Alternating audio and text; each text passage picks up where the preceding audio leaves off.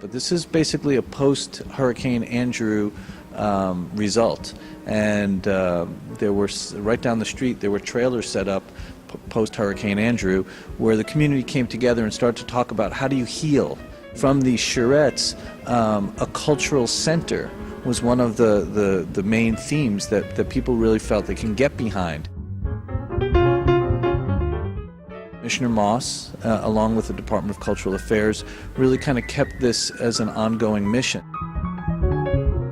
Our mission is to nurture our emerging and cultural artists, emerging artists and the organizations, as well as provide our neighbors and our residents to something that they might not normally have access to.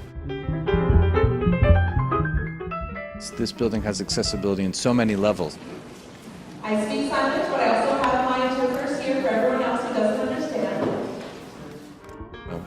Wide elevators, ramps, even within the theater, assistive listening devices.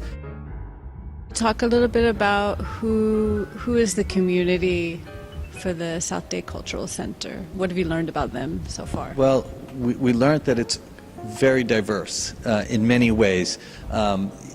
And it's still a learning experience for us. There is no history here of a major cultural institution in this part of Miami-Dade County.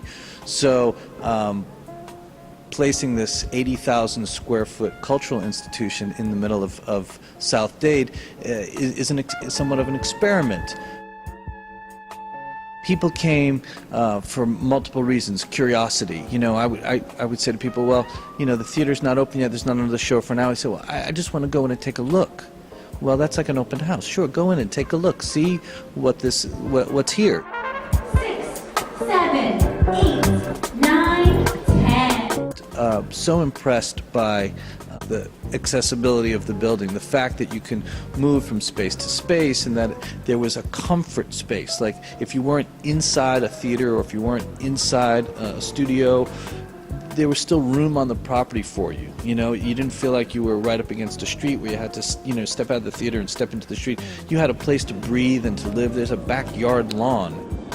Considering for 2.5 years we've been looking at this building with just construction workers or looking at it as a construction project, and to have life, you know, in the space, and to see thousands of children running around, and the scale of the building, you know, the way it accommodated thousands of people on the property, you know, it was just wonderful to see this. For me, it was a new set of eyes looking at this building that I'd been looking at for so long. And every room was full for every, you know, small show, from drum therapy to Diavolo dance on stage. Really, everybody just attended every event.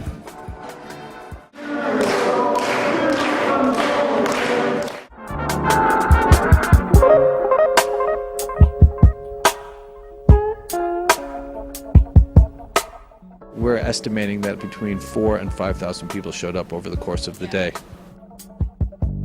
Just take on that, and the scale of people in this space was fantastic.